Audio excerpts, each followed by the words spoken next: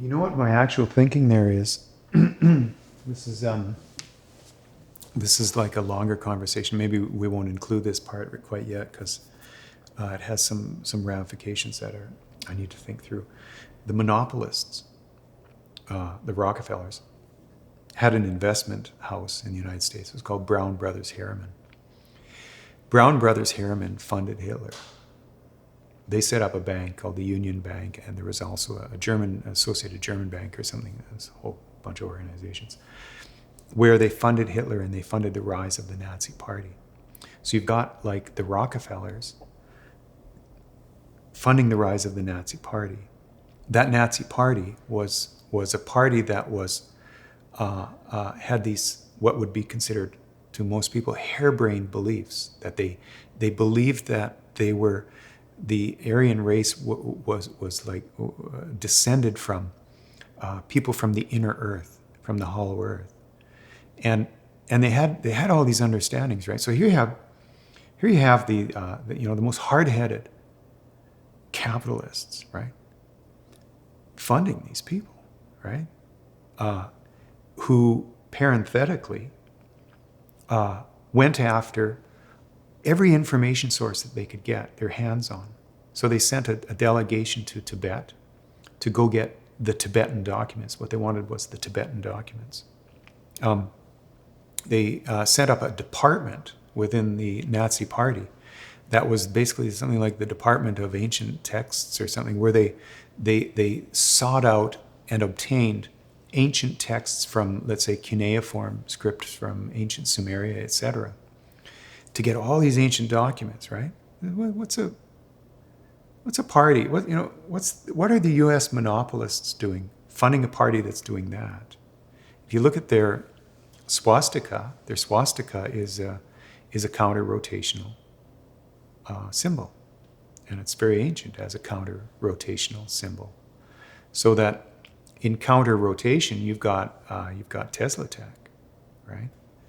And as Tesla Tech, basically, you have the capability of building so-called anti-gravity propulsion.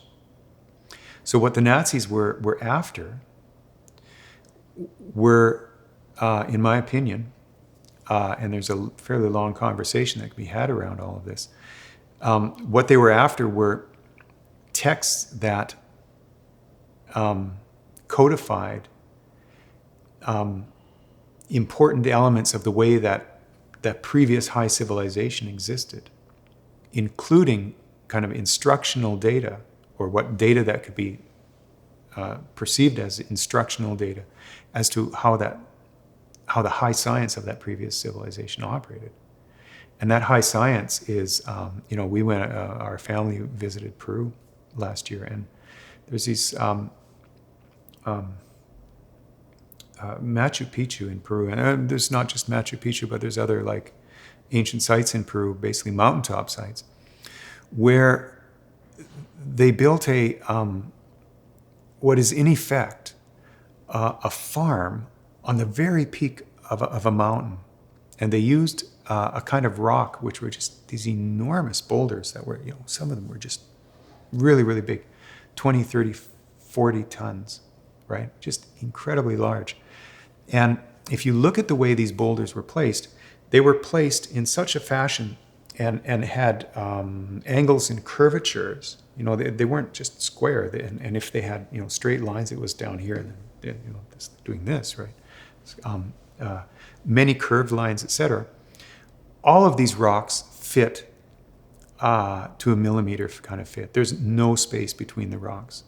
And there's no way a civilization like the Inca, using copper tools, which are softer than these rocks, could ever carve something like that. It's not possible. And for what it's worth, the quarry for, let's say, the Machu Picchu site was, one mountain over, which was, 10 or 15 kilometers away, on the top of that mountain.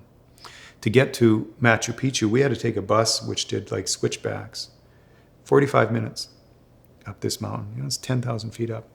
And right on the top of that mountain was evidence of the use of matter shaping technology, which is basically Tesla Tech, used to create a farm. And you can see it's the top of the mountain is all terraced, right? And the next mountain over is all terraced, right on the top. Not down, but right on the top, right? You say, well, what is happening there? It's like you've got some science that our scientists say doesn't even exist being used to shape stones that are then used to build a farm on top of a mountain. The incongruity is really high. So the sense I had, standing there wondering kind of what was happening with all that, was this kind of ominous realization, I think, that what was happening is that these people knew a flood was coming. And these were intended by that previous high civilization to be the survivors. And that the survivors were given this place on top of a mountain, which was in an area where animals naturally lived at those elevations. So they were given an area where they could survive, even if there's enormous earthquakes, which presumably there were with the flood, their buildings would stay stable, their terraces would stay stable, because they were all fitted with these kind of round and weirdly angled kind of fits. Speaking of which, there was one of the rocks was actually moved a little bit, presumably due to an earthquake, and I put my hand in, it was like a glass, smooth, right? So some technology was used to soften these rocks, basically to levitate them from the mountain over there, which was the quarry, and bring them over here and soften them in, I think, is a levitated form, where they kind of fit like clay. And then the machine or vibration was taken off them and they hardened. And I think those were the survivors of a flood that they knew was coming. To me, those rocks had to have been moved through anti-gravity craft. And those, I think, were probably ET. My sense is that this was ET technology applied to create a habitable space for some survivors, presumably the elite of the previous high civilization. If you assume that these people had information, not to mention technology, from which could be derived this very powerful Tesla technology, then those survivors would have a power advantage in the subsequent thousands of years that followed over anybody in society who succeeded. And presumably what happened in my kind of read of things is that those survivors survived with that knowledge intact. That knowledge, including very probably some of the technology, went underground into secret societies. Those secret societies basically traveled along with society and through basically kingship lineages, where when you came to now the modern era, where that knowledge was still intact, and where the use of those, or the possession of those technologies, was probably secured in that small group of people, that they were able to basically control anybody who was successful. And that would include the modern industrialists like Rockefeller, who just going to tap on the shoulder, right? Guess what? You're working for us, right? And who is us? But us is, I think, the survivors of the previous cataclysm. And so it seems to me that Rockefeller, through Brown Brothers Harriman, funding the rise of this harebrained Nazi party who believed in counter-rotational technology and descendancy from the hollow earth, I think that's an instruction from the survivors, basically, saying at the very point when there could be a sprint to develop those technologies, when it was viable then to develop them, that they created the circumstance by which they secured the development of those technologies in their hands.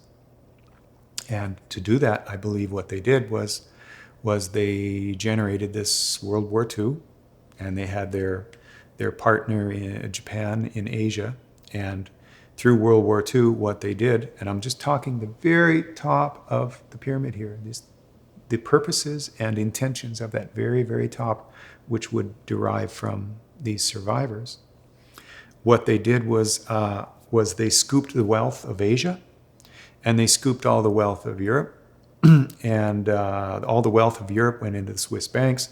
All the wealth of Asia went into burial sites in Indonesia, where they buried it all. And lo and behold, there's some documentary evidence showing that the Americans got to that wealth buried in Indonesia. And basically, Truman, the president at that time, gave the instruction to, I think it was Allen Dulles, who was like one of the chief guys acting on behalf of this whole scenario, got them to get all that money into Brown Brothers Harriman. And the money that they found was $1.4 trillion, $1945.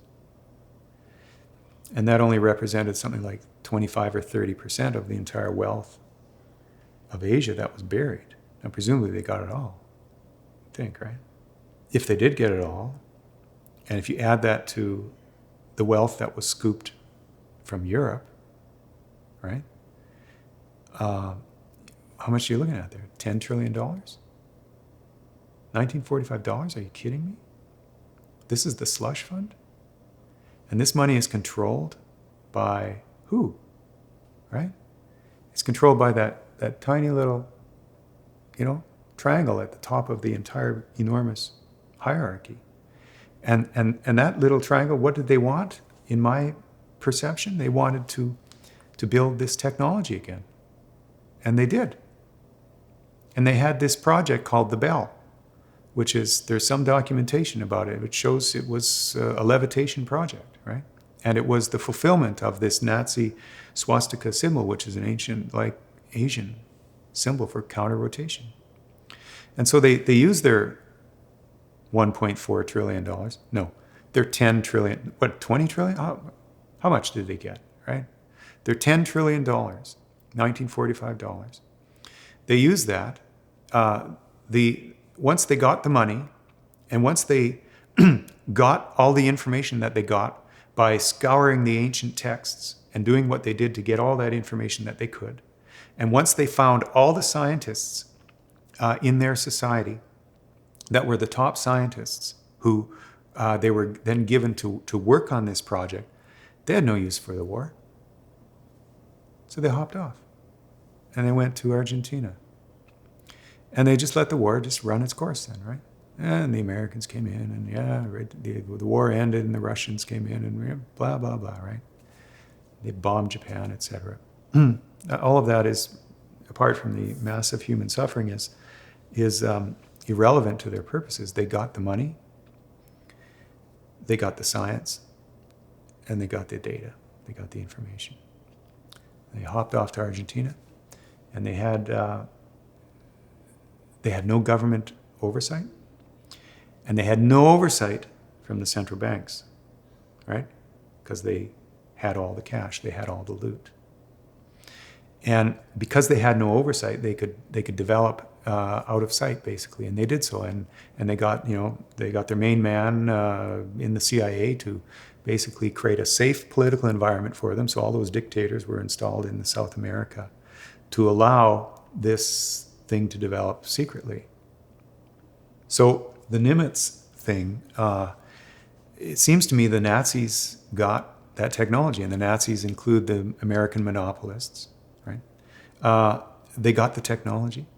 And it seems to me that what the craft that the Nimitz are seeing are those craft. And it seems to me what's happening with the TTSA is that they know that those craft are from that development. They know they're terrestrial craft, or that most of them are, or some of them. There's a category of craft that are terrestrial and that they know about. And that what they're trying to do by pointing to those craft and getting that disclosure into society is they're trying to get primarily the U.S. military oriented against those craft, right?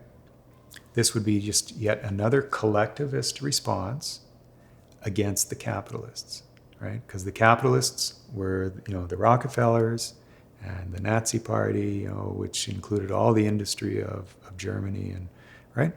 So they're getting it's a collective response against the owners of capital again, who have the most preeminent technology, which is these craft that they're flying around in.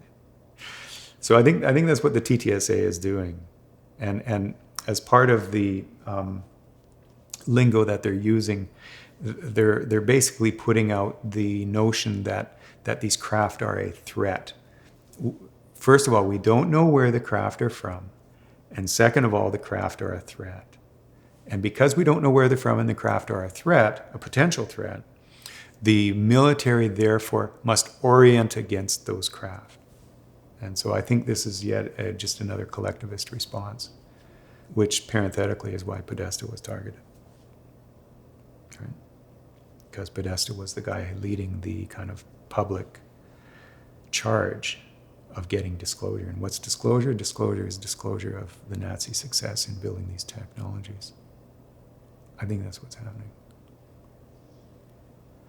That's a pretty big story.